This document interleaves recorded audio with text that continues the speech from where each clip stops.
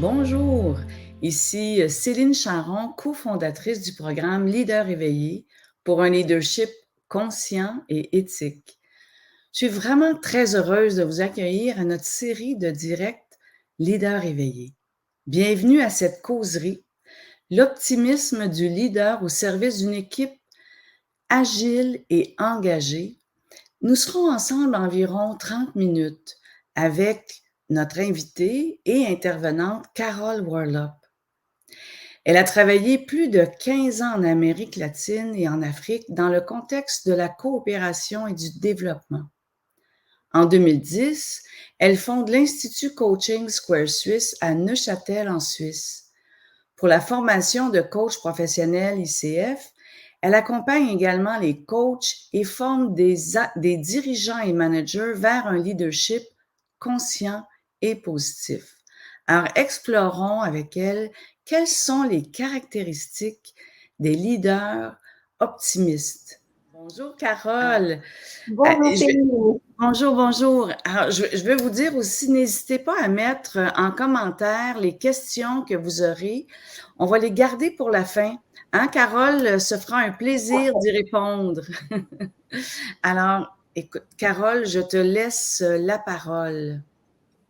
Merci Céline, bonjour à tous et à toutes et je me réjouis de passer cette demi-heure avec vous pour échanger sur une thématique qui m'est très chère. Alors, j'ai envie de commencer par une petite anecdote.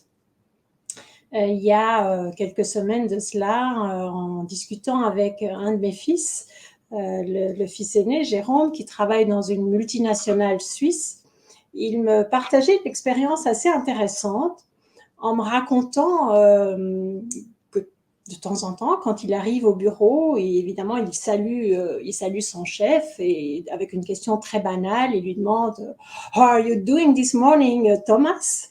Et son chef, son manager, lui répond très souvent « I am fantastic, Jérôme ».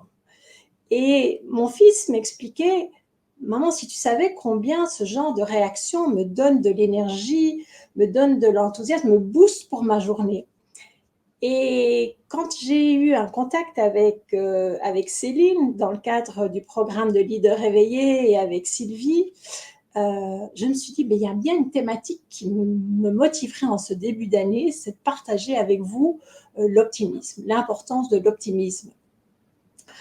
Parce que c'est à la fois une compétence extrêmement précieuse et trop rare, surtout dans le monde du travail. Quand on parle d'optimisme, c'est aussi très important de développer cette compétence dans le monde dans lequel on vit aujourd'hui. Vous savez qu'on vit dans un monde qu'on nomme souvent de VUCA, volatile, incertain, complexe, ambigu. On traverse quand même beaucoup de turbulences en ce moment, avec des crises qui se suivent, qui s'enchaînent les unes après les autres. Et puis, on est submergé, malheureusement, de mauvaises nouvelles. Et donc, je pense que développer notre optimisme aujourd'hui en tant que leader, c'est vraiment un plus pour notre bien-être, vous allez voir, mais aussi le bien-être de nos collaborateurs et de nos collaboratrices, bien évidemment. Et puis, développer notre optimisme, c'est aussi à la base de notre courage. À oser faire des choses différentes, à oser aller plus loin, et parallèlement, ça va renforcer notre confiance en nous. Dernière chose, de plus, on sait aujourd'hui, et c'est prouvé scientifiquement, notamment avec les études de la psychologie positive, que l'optimisme est reconnu comme l'une des compétences essentielles des équipes performantes.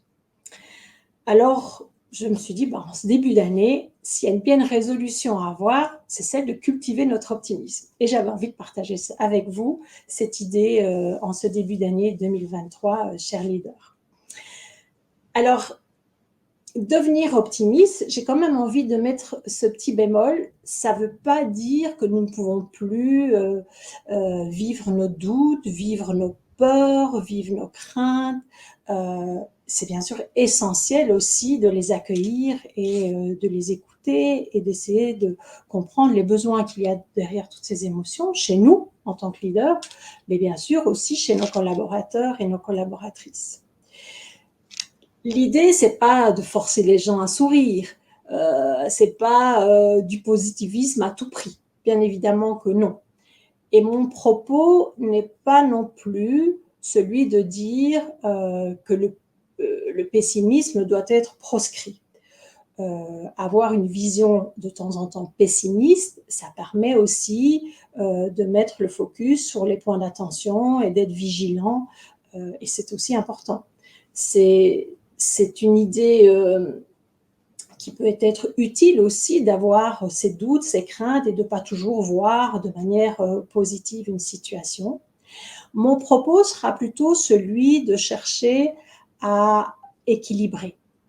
Parce qu'on est quand même dans un monde et dans une approche beaucoup plus négative aujourd'hui. Et donc, en tant que leader, c'est comment je peux favoriser la culture de la diversité à la fois avec mon regard peut-être un peu plus sceptique, pessimiste, mais surtout aussi comment je peux cultiver et développer mon optimisme parce que, comme je vous l'ai dit, on en a plus que besoin aujourd'hui. Et de comprendre aussi que l'optimisme, ce n'est pas être bisounours, tout va bien dans le meilleur des mondes, c'est pas être naïf ou l'imbécile heureux de service, ni être utopiste, c'est d'avoir des idées complètement irréalistes. Mais alors vous allez me dire, mais bon, c'est bon Carole, mais c'est quoi l'optimisme? Alors, je vais vous dire que l'optimisme, pour moi, c'est vraiment un état d'esprit qui consiste à prendre les choses du bon côté. On dit tout souvent voir le verre à moitié plein plutôt que le verre à moitié vide. Cette capacité d'imaginer une issue favorable et de tout faire pour y parvenir. Ce n'est pas juste d'avoir l'idée positive, c'est aussi d'être dans l'action. On va revenir là-dessus tout de suite. Et de se dire que tout ce qui nous arrive, quelque part, on a tous des bonnes choses, des moins bonnes choses dans la vie qui nous arrivent, et qu'elles ont du sens. Et que toutes ces choses-là vont nous aider à progresser. Ça, c'est aussi un regard optimiste important. Alors l'optimisme, si on retourne à la racine du mot, l'optimisme vient du mot latin optimus. Optimus, quelque part, ça signifie le meilleur. Donc, être optimiste, c'est donc voir le meilleur en soi, voir le meilleur dans les autres, savoir tirer le meilleur de chacun, mais aussi espérer et s'attendre au meilleur. C'est avoir cette capacité, en cas de coup dur, d'encore voir les choses positives, de pouvoir s'appuyer sur ce qui va bien. Quelque part, c'est s'appuyer sur le positif pour dépasser le négatif. J'aime bien cette expression-là. Et c'est cette attitude qui consiste à appréhender les difficultés et les incertitudes à la fois de façon positive, mais surtout aussi de façon active. Et l'optimisme, il va surtout se matérialiser dans les moments de difficulté, d'incertitude. Quand tout va bien, il n'y a pas vraiment de mérite à être optimiste. C'est chouette, mais c'est surtout au moment où c'est difficile qu'on va voir les personnes optimistes. Et puis, on pense souvent que l'on est soit optimiste, soit pessimiste, que c'est un fait. C'est comme si c'était un comportement inné. Alors, il y a un petit peu de vrai et pas tout à fait. C'est-à-dire qu'on sait que oui, il y a une partie du génétique dans l'optimisme, mais on sait surtout aussi aujourd'hui, et grâce aux études scientifiques de la psychologie positive, que c'est une compétence que l'on peut développer et que l'on peut développer à tout moment. Et ça, c'est vraiment important qu'on puisse prendre conscience de ça et pas se dire oh, « de toute façon, moi, je suis un pessimiste » ou « de toute façon, moi, je suis optimiste ». Non, cherchons vraiment à développer cette compétence. Et donc, j'aime bien l'idée de pouvoir décider à tout moment de devenir optimiste. Et là, je vais faire référence à un livre que j'ai beaucoup apprécié, que j'ai lu encore pendant ces vacances. Je l'avais déjà lu, mais je l'ai relu avec beaucoup de plaisir, en sachant que j'allais vous parler d'optimisme. Et Catherine Testa, qui a toute son expérience aussi de développer l'optimisme dans le monde et dans le monde en général, mais aussi dans le monde professionnel. Le titre de son livre, c'est « Oser l'optimisme ». Et c'est une décision, en effet, d'oser l'optimisme que l'on prend avec soi-même. On ne peut pas forcer l'optimisme. C'est vraiment une prise de conscience. Il faut être conscient, il faut travailler là-dessus, surtout si génétiquement on n'en a pas beaucoup d'optimisme, mais c'est de savoir qu'on peut le développer. Et puis, ce qui est intéressant, c'est que souvent je questionne les leaders que j'accompagne. Tu te vois plus optimiste ou tu te vois plus pessimiste? Beaucoup se disent se voir optimiste. Or, dans les faits, dans le quotidien, eh bien, ils ont beaucoup plus d'habitudes et de comportements pessimistes dans leur façon de s'exprimer, par exemple, etc. Donc, c'est intéressant aussi de prendre conscience quel est mon niveau d'optimisme et comment je peux prendre la décision de le développer. Alors, pour développer l'optimisme, Catherine Testa en témoigne aussi, d'abord, il faut en être convaincu, il faut vouloir le faire. Je vous ai dit, il faut prendre conscience pleinement de ça. Et la première chose à faire, c'est un travail sur soi. Donc, on va d'abord, avant de vouloir répandre l'optimisme et se dire optimiste dans son équipe et vouloir répandre l'optimisme dans son organisation ou dans son entreprise, c'est important de pouvoir travailler sur soi.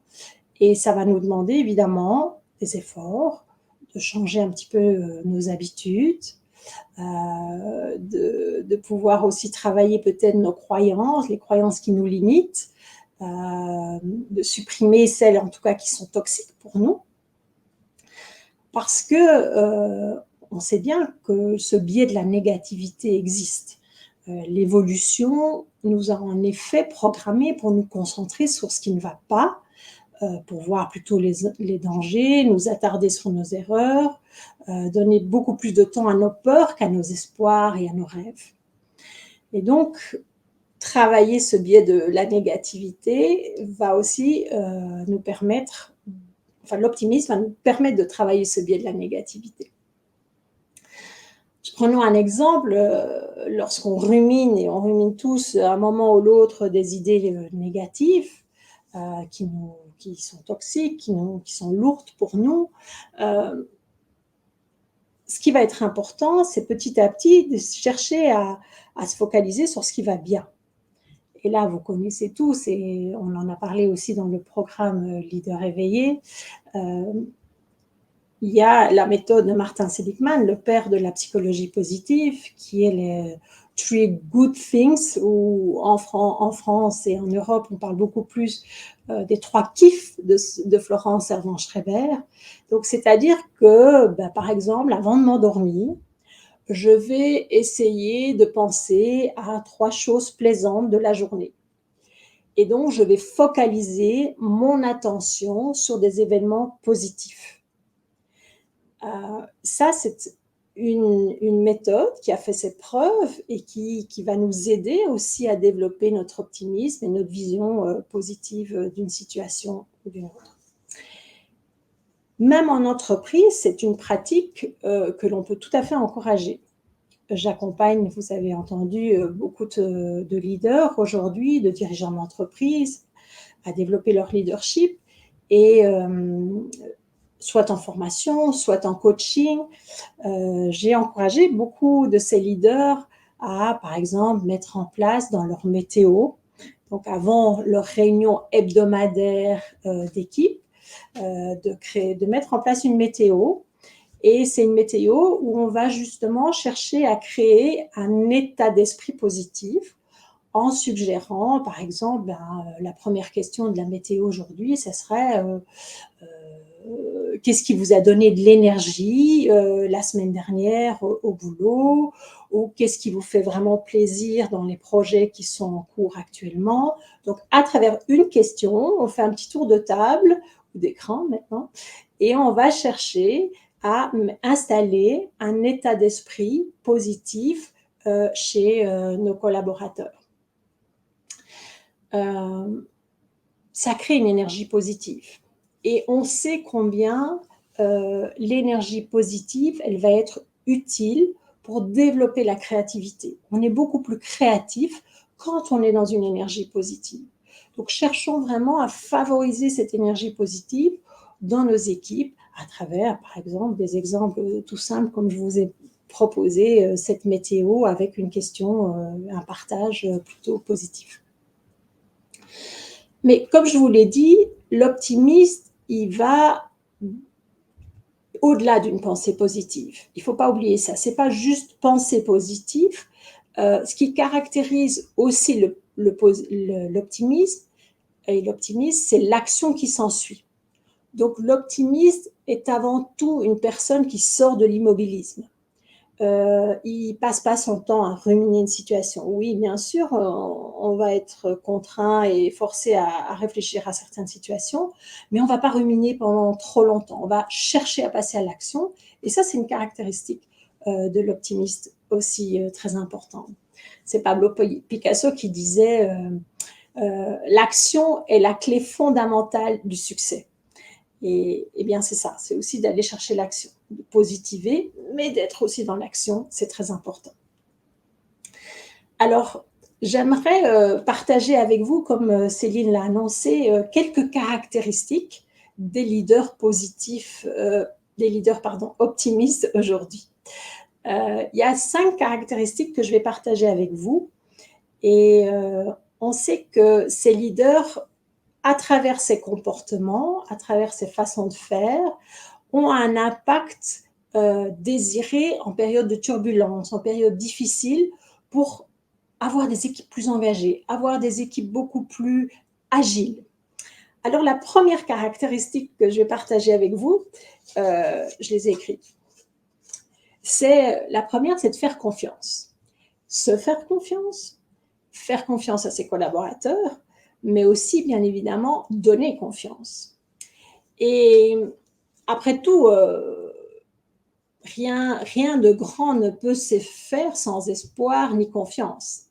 Et l'optimisme, c'est avant tout avoir confiance en soi et en l'autre. Alors, commencez, comme le dit Catherine Testa dans son livre, commencez par se dire « c'est possible ».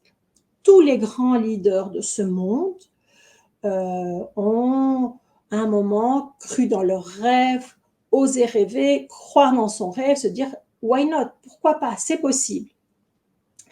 Que ce soit Gandhi, Mandela, Sœur Teresa, Mère Teresa, voilà.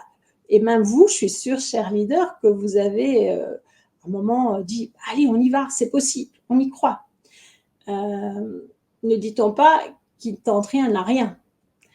Donc, ça vaut vraiment la peine d'essayer. Et souvent, je dis aux personnes que j'accompagne, tu sais, essayer, c'est déjà réussir. Parce que c'est ça, il n'y a rien de pire que de rester dans l'immobilisme et de ne pas essayer. Et un optimiste, il croit en ses rêves et il se met en action pour tenter de les réaliser. Il sait que ça vaut la peine d'essayer et qu'il y a une chance de s'en rapprocher de son rêve parce qu'il y croit. Et c'est ça qui est vraiment important. Donc, travailler son optimisme, ça commence par travailler sur soi. Je vous l'ai dit, ça commence par apprendre à s'aimer, à reconnaître ses forces, à reconnaître ses atouts, à être fier de ses réussites, à être capable de recevoir des feedbacks d'appréciation de ses collaborateurs, de ses collègues, de son management. C'est vraiment important. Mais ce qu'il faut se dire aussi, c'est qu'un leader optimiste, il ose aussi être vulnérable. Il reconnaît ses erreurs, il partage ses erreurs, ses faiblesses, ses incompétences. Il ne veut pas être un Superman ou une Superwoman, un héros, qu'est-ce que je pourrais dire, une machine de guerre sans émotion. Non, le leader optimiste, il se connaît bien. Il connaît ses forces et il connaît aussi ben voilà, ses incompétences, etc. Et il ose partager ça en toute transparence. Et c'est ça aussi qui va créer la confiance avec ses collaborateurs. Donc, donner confiance, c'est aussi oser être vulnérable. C'est très, très important. Et vous savez que Brené Brown en parle beaucoup mieux que moi. Alors, pour obtenir la confiance de ses collaborateurs, ce qui va aussi être très important, c'est de chercher à être honnête, bien évidemment, le plus transparent possible, et je vais dire d'être clair dans ses attentes, avoir des objectifs clairs, partager des objectifs avec nos collaborateurs et surtout à tenir nos engagements. Voilà, c'est tout ça qui va nous permettre à développer cette première caractéristique des leaders optimistes. Alors, il y en a une deuxième, évidemment. Je vous ai dit, je vais en partager 5.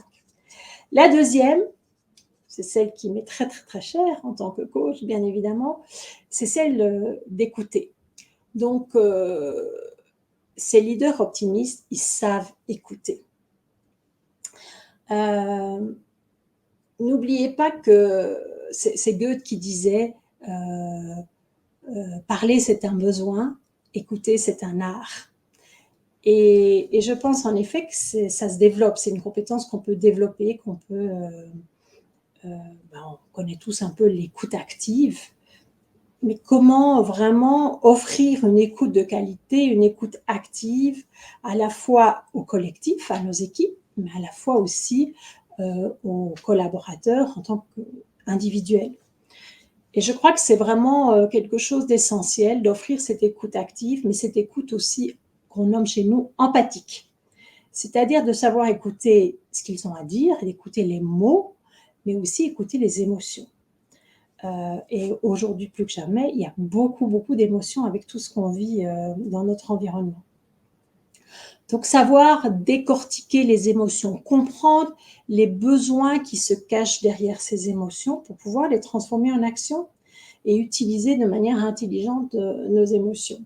Ça aussi, c'est tout un chapitre du programme Leader éveillé. Chercher aussi, pour être vraiment dans une bonne écoute, d'être dans l'acceptation, dans la curiosité, pour pas être dans le jugement. Éviter ce jugement, éviter de blâmer, ça n'amène à rien, bien évidemment. Et donc, pour valoriser et favoriser, je vais dire plutôt cette écoute, ce qui va être important, c'est de mettre en place de vrais temps d'échange. Très souvent, j'entends des managers qui me disent « Oh, ben, tu sais, ma porte est le grand ouverte, hein, ils viennent quand ils veulent. » Ils ne viennent pas, ils vous savent très occupés. Donc, créer vraiment ces moments d'échange, c'est très important. Et puis, ça rejoint un peu la troisième caractéristique, d'être orienté relation.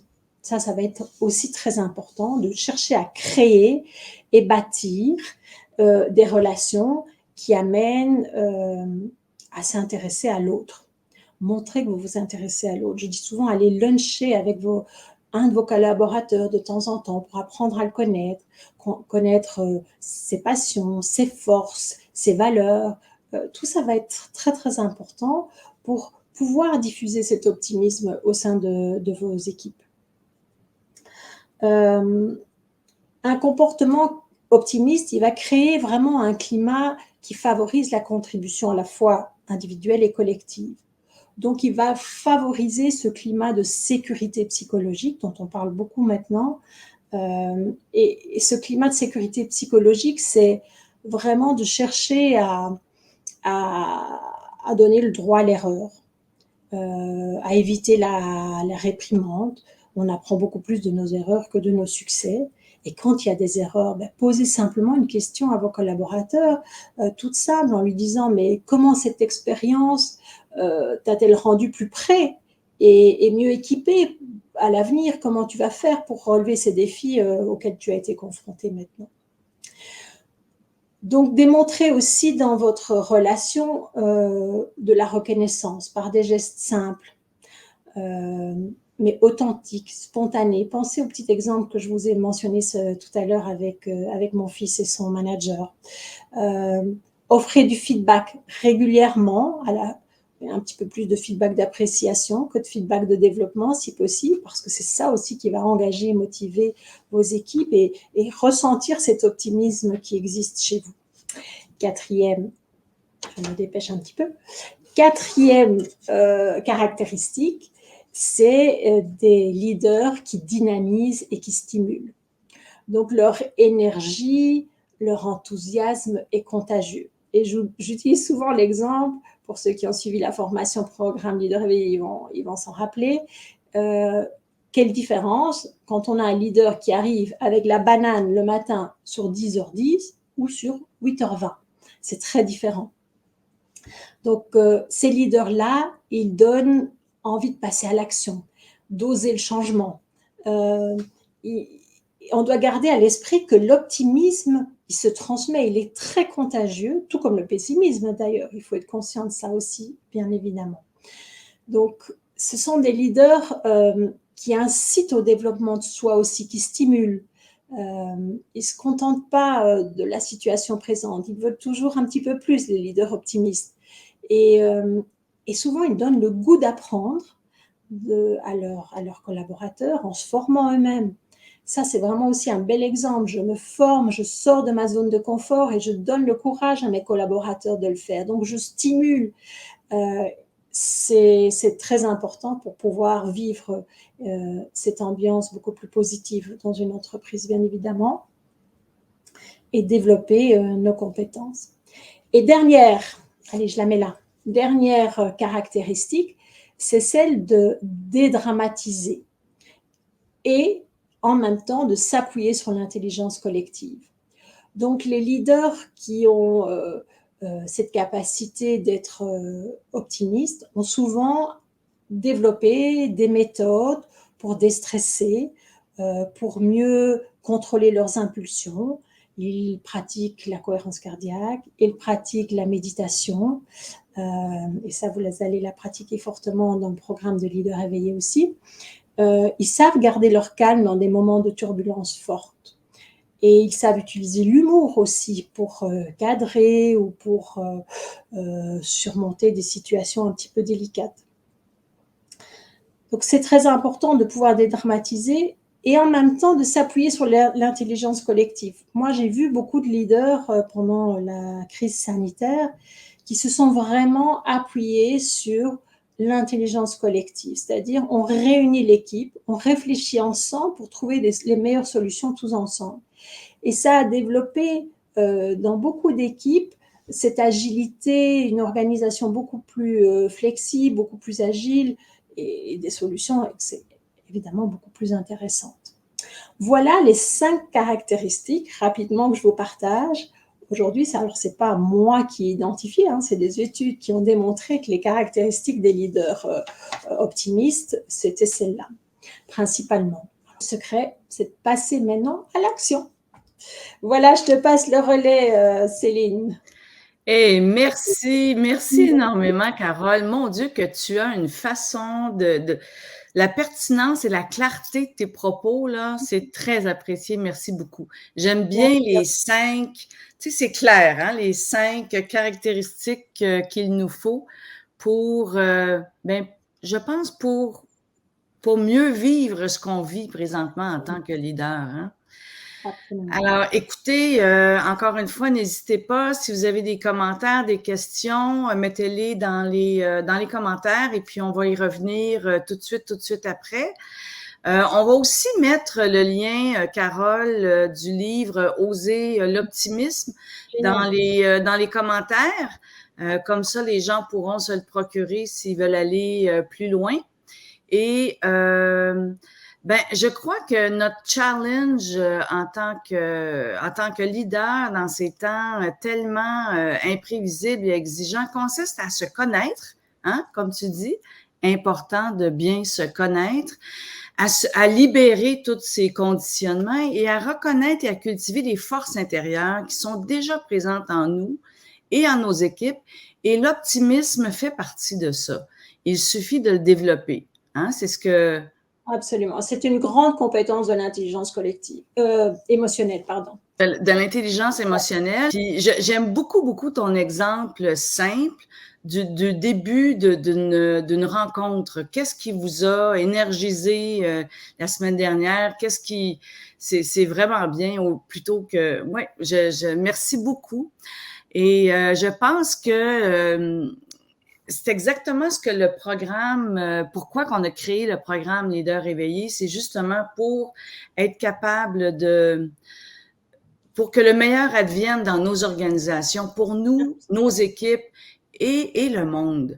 Alors, nous allons poursuivre sur cet élan avec notre série de live pour vous aider à bien démarrer l'année et à vous énergiser. Alors, le prochain live sera jeudi, le 19 janvier, avec Jacques Forêt, qui est professeur, chercheur et expert. Et le sujet sera « Comment motiver ses troupes ». Alors, je pense que s'il y a un bon fil conducteur là, et c'est à ne pas manquer surtout. Alors, de plus, pour aller plus loin, nous vous offrons un guide gratuit de 15 questions d'introspection qui pourraient révolutionner votre leadership. Vous n'avez qu'à cliquer sur le lien dans les commentaires pour le télécharger. Carole en a fait mention, le programme Leader éveillé veut contribuer au bien-être des leaders, à l'émergence de leaders inspirants, forts en conscience et en éthique. Et si vous êtes prêt à développer davantage votre leadership dans ce sens, ben j'ai envie de vous dire, c'est possible. N'est-ce pas, Carole? C'est possible. Alors, peut-être que le programme Leader éveillé est pour vous. Allez écouter les témoignages de participants pour vous faire une idée. Je suis certaine, il dynamise et stimule la programmation, la participation au programme. Souvent, on va faire une différence entre l'optimisme et le positivisme. Et l'optimisme, moi, j'entends souvent, d'être optimiste, c'est d'avoir des lunettes roses. Tu en as parlé un peu, mais qu'est-ce que tu dis de ça? C'est beaucoup plus que ça. Et ce n'est pas que ça, surtout. Être optimiste, c'est comme je l'ai dit, pour moi, c'est important d'avoir une partie de pessimisme et d'optimisme. Parce que parfois, il faut aussi mettre le doigt sur les craintes, sur les peurs, sur les dangers d'une réalité. Il faut pas. Par contre, on sait aujourd'hui qu'il manque d'optimisme et on sait qu'on est tous pris, de par notre évolution, dans ce système du biais de négativité. Donc, c'est comment chercher à rééquilibrer maintenant et mettre de l'optimisme. Et l'optimisme, c'est pas juste de penser, de voir tout en rose, mais c'est surtout d'être capable de dépasser une situation difficile, critique. Et c'est pour ça que je dis, quelque part, c'est quand on est confronté à des situations difficiles qu'on voit l'optimisme chez quelqu'un. Oui. C'est ça qui est important. Est-ce qu'il est capable d'utiliser sa façon positive de voir les choses pour dépasser le négatif et de se mettre en action. C'est surtout ça qui est important. Oui. Pas juste voir les choses. C'est ce que j'ai retenu le plus. C'est si on compare l'empathie versus la compassion. La compassion, c'est de se mettre en action. Alors, l'optimisme, c'est de se mettre en action. Et il y a Jean-François Warlock, qui est ton fils, j'imagine, Jean-François? Mon frère qui habite au Canada. Ton frère qui habite au Canada, il nous écoute aujourd'hui et lui nous dit on peut être positif tout en identifiant et en gérant les risques. Ben oui, ça se rapproche de l'optimisme, en effet. Mais c'est ça, c'est merveilleux. Non, nous n'avons pas d'autres questions pour le sujet. De toute façon, s'il y en avait, n'hésitez pas à les inscrire en commentaire, même en différé. Et puis, on va suivre le tout et on pourra toujours vous répondre, évidemment, par écrit. Ou ce sera peut-être même l'occasion d'imaginer un autre direct ou un autre contenu.